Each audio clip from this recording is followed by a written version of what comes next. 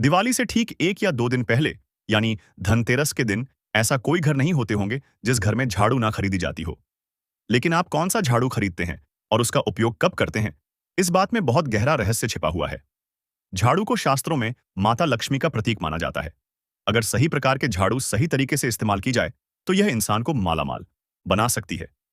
लेकिन अगर झाड़ू से जुड़ी कुछ गलतियां कर दे तो वही इंसान कंगाल भी हो सकता है। हमारे सनातन हिंदू धर्मशास्त्रों में झाड़ू से जुड़े हुए कई शगुन और अपशगुन बताए गए हैं, और इसी से संबंधित हम लक्ष्मी कथा से जानेंगे कि घर में रोज झाड़ू लगाने वाली औरतें कौन सा पाप करती हैं, तथा यह 3 प्रकार की झाड़ू भूल से भी घर में मत रखना, अन्यथा भयंकर गरीबी और परेशानियों से घिरे रहोगे।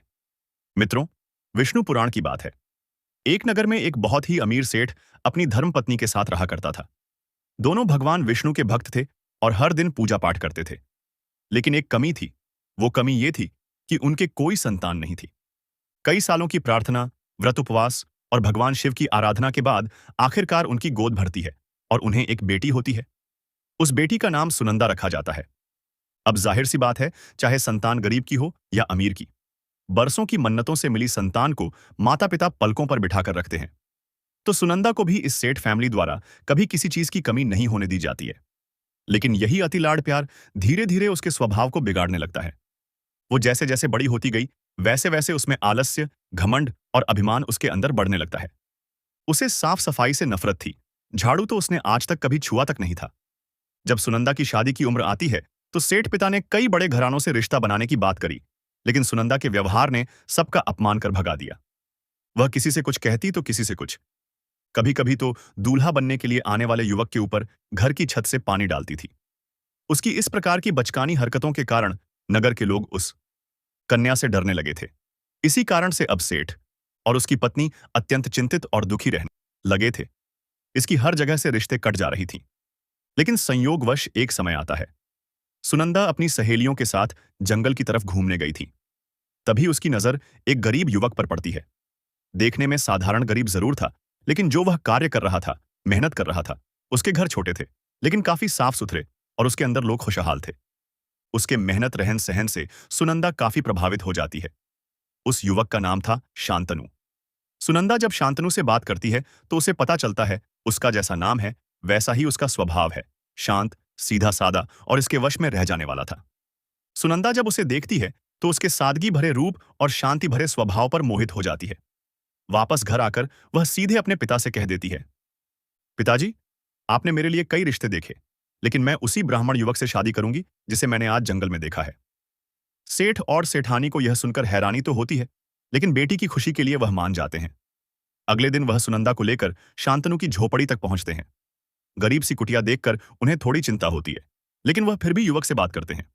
शांतनु उन्हें प्रणाम करके कहता है, मेरा नाम शांतनु है। मैं एक साधारण आदमी हूं। मेरे माता पिता वृद्ध हैं। मैं मेहनत करके अपनी रोजी रोटी चलाता हूं। सेठ सीधे सीधे मुद्दे पर आते हैं और बोलते हैं, यह मेरी बेटी सुनंदा है। वह तुमसे विवाह करना चाहती है। यह सुनकर शांतनु पहले तो घबरा जाता है। वह कहता है, नहीं नहीं, मैं आपके लायक दूर दूर तक नहीं हूं। मेरे पास ना घर बार है ना धन दौलत। मैं आपकी बेटी को सुख सुविधा कैसे दूंगा? आप कहीं मेरा मजाक तो नहीं उड़ा रहे? सेठ ने उसे समझाया, तुम चिंता मत करो। मैं अपनी बेटी को घर और दुकान की व्यापार देकर भेजूंगा। तुम्हें किसी चीज की कमी नहीं होगी। आखिरकार शांतनु राजी हो जाता है और दोनों की विवाह हो जाती है।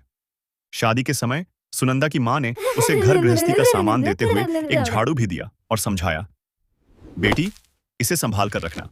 विवाह के समय कन्यादान में झाड़ू देना शुभ माना जाता है। इससे घर में लक्ष्मी का वास होता है। सुनंदा ने झाड़ू तो ले लिया, लेकिन बिना ध्यान दिए उस झाड़ू को एक तरफ रख दिया। बाद में सेठ ने अपनी बेटी और दामाद के लिए नया घर बनवाया और शांतनु के लिए दुकान भी खोल दी। शुरू में सब ठीक चला, सुनंदा भी खुश थी। लेकिन कुछ ही समय बाद उसका असली स्वभाव सामने आने लगा। वह आलसी थी। उसे सफाई या घर के कामों से कोई मतलब नहीं था। घर बिखरा रहता था, बर्तन वैसे ही पड़े रहते थे और हर जगह मकड़ियों के जाले लगे रहते थे। एक दिन शांतनु ने समझाते हुए कहा, सुनंदा, एक गृहिणी के लिए घर की सफाई और व्यवस्था बहुत जरूरी है। इसमें ही लक्ष्मी का वास होता है। लेकिन सुनंदा ने झुंझलाकर उसे जवाब दिया, मुझे यह सब करने की आदत नहीं, और सच कहूं तो मैं करने भी नहीं वाली। अगर जरूरत पड़ी तो मैं पिताजी से नौकर लगवा दूंगी। वैसे भी सब कुछ मेरा ही है। तुम्हारा आर्डर से मैं काम नहीं कर सकती। शांतनु यह सुनकर निराश हो गया। उसकी मां भी कई बार बहू को समझाया, लेकिन सुनंदा पर कोई असर नहीं होता था। धीरे धीरे शांतनु का कारोबार भी बंद हो जाता है, क्योंकि अब दुकान में ग्राहक ही नहीं आ पाते थे। इसी बीच एक दिन शांतनु काम से दूसरे नगर चला गया। घर पर उसकी माँ रोज की तरह पुराने झाड़ू से सफाई कर रही थी, जो वह अपने पुराने घर से साथ लाई थी। वह मानती थी कि झाड़ू में लक्ष्मी का वास होता है। लेकिन सुनंदा को यह बिल्कुल पसंद नहीं आया।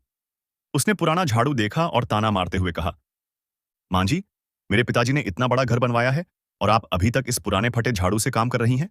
इसे छोड़िए और ये नया झाड़ू इस्तेमाल कीजिए। सास ने कुछ नहीं कहा और चुपचाप नया झाड़ू ले लिया। लेकिन अगले दिन सुनंदा की कुछ सहेलियां आई हुई थीं और सुनंदा की सास फिर वही पुराना झाड़ू लेकर उन सबके सामने झाड़ू लगा रही थी, तो सुनंदा बुरी तरह भड़क उठी। उसने सबके सामने झाड़ू छीनकर बाहर फेंक दिया और बोली, मैंने आपको मना किया था ना कि यह झाड़ू घर में न दिखे। आप मेरी इज्जत मिट्टी में मिला रही हैं। अगर यहां रहना है तो मेरी शर्तों पर रहना होगा, वरना आप इस घर में मत रहिए। बहू की ऐसी बातें सुनकर बेचारी सास चुपचाप अपने कपड़े और सामान समेटकर अपने वृद्ध पति के साथ घर से निकल जाती है। उस शाम सुनंदा ने बड़े शौक से खाना बनाया और मेहमानों को खिलाया। सबने मजे से खाया, लेकिन जब खुद खाने बैठी तो उसके लिए कुछ भी नहीं बचा। उसे पहली बार भूखा सोना पड़ा। अगली सुबह उसने झाड़ू तो लगाया, लेकिन आदर से रखने के बजाय कोने में फेंक दिया। कभी उल्टा खड़ा कर देती, कभी पैर से सरका कर रखती थी।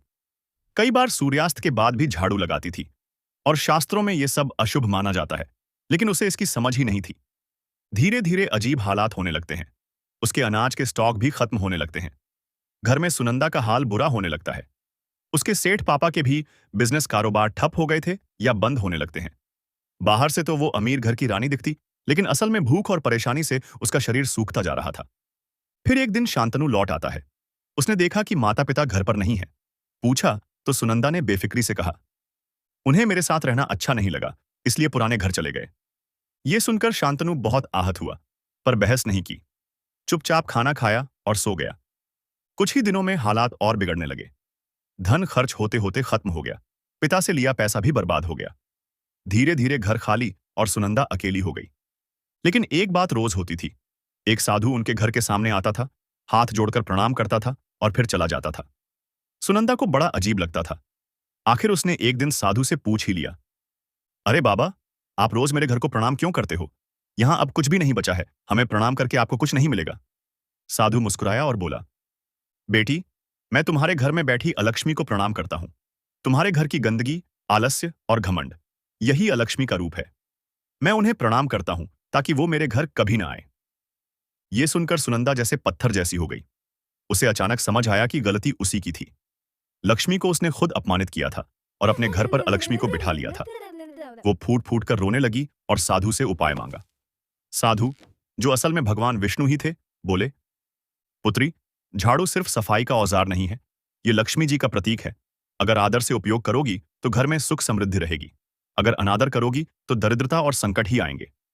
उन्होंने समझाया कि झाड़ू 3 प्रकार की होती है। 1. प्लास्टिक वाली झाड़ू, इसमें कोई धार्मिक ऊर्जा नहीं होती। 2 सीकों वाली झाड़ू, यही सबसे शुभ मानी जाती है और इसे लक्ष्मी जी का वाहन कहा गया है। 3 फूल या सजावटी झाड़ू, सिर्फ शोभा के लिए है, सफाई के लिए नहीं। साथ ही झाड़ू खरीदने के दिन भी महत्व रखते हैं। मंगलवार, शनिवार और रविवार को लेना शुभ होता है, जबकि सोमवार, बुधवार, गुरुवार और शुक्रवार को लेना अशुभ माना जाता है।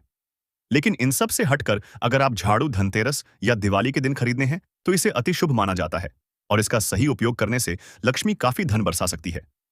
और सबसे जरूरी बात यह याद रखना कि झाड़ू को ईशान कोण यानी उत्तर पूर्व कोण पर भूल कर भी न रखें या पूजा स्थल पर कभी न रखें।